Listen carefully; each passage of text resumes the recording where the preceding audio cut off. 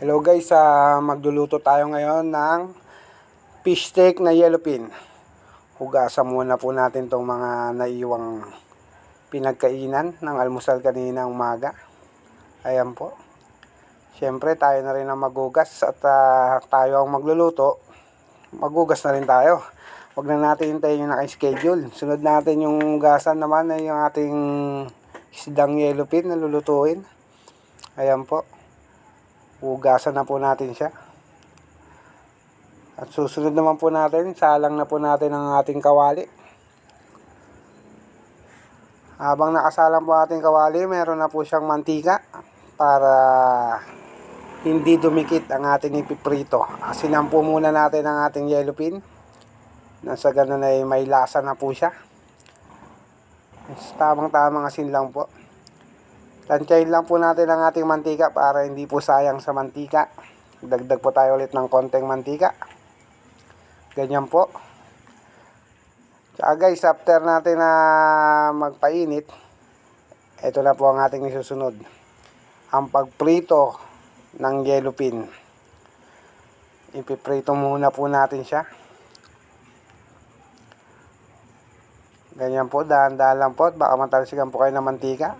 Pag ganyan na po ang itsura niya, pwede na po nating baliktarin. Ibig sabihin, luto na po ang kabilang side. Ayan na po ang ating finished product na pinritong yellowfin. Susunod naman po ay maghiwa po tayo ng ating gagamitin na sangkap. Sibuyas na puti. Mag-ingat lamang po tayo sa paggamit ng kutsilyo at matalim po. Baka po tayo ay masugat. Madalas pong nakakasugat ang kutsilyong matatalim. Ayan po. Hiwain po natin siya ng pabilog. After po ng sibuyas, ang susunod naman po natin ay ang bawang. O ang sabi, ang English ay garlic. Para may English tayong konti. Ayan po. After natin na balatan ng garlic, hiwain po natin. Then, sunod po natin sangkap. Ang sunod po natin sangkap ay kalamansi. Para sa ating fish steak na yellowfin. Ganyan lamang po ang paghiwa ng ating kalamansi. Ilalagay po natin siya sa baso. Isama na po natin yung buto. Mamaya na po natin siya tanggalin pag ating ilalagay na sa ating niluluto. Ayan po guys. Dahan-dahan lamang po at para hindi matapon. Para hindi po sayang ang ating kalamansi. Magpainit po ulit tayo ng kawali. Lagyan natin ng kapirasong mantika.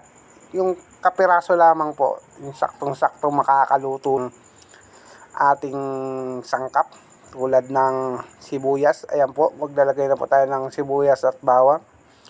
Pagsamahin na po natin para tipid po tayo sa kalan. Ayan po, halu-haluin lang natin konti. Ganyan po ang kanyang itsura pag hinalo-halo natin.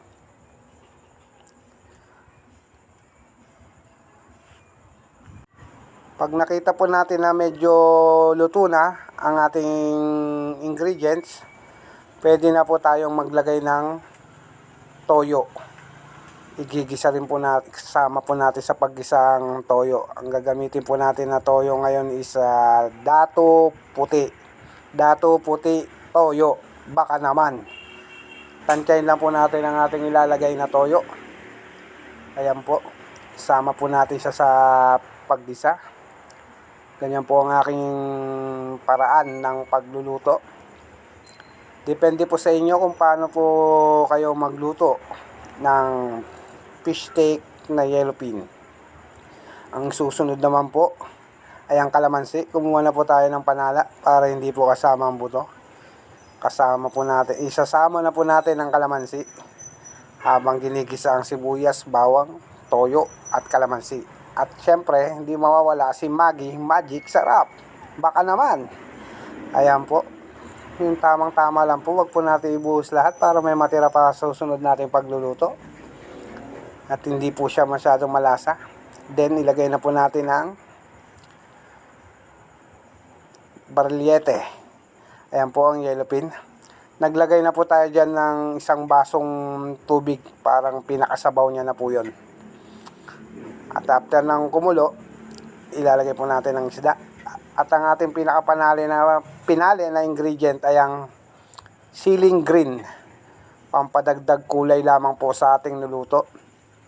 Ayan po, pag medyo alam po natin na lumambot na po ang ating pinritong isda, mga 5 minuto lang po, ating susunod ay ang siling green na mga 2 minuto lamang po nating iluluto. Salamat po sa panonood. Ayan na po ang ating finished product. At ito po ang ating kanin. Ready na tayong kumain. Ayan po, ang fish steak na yellowfin.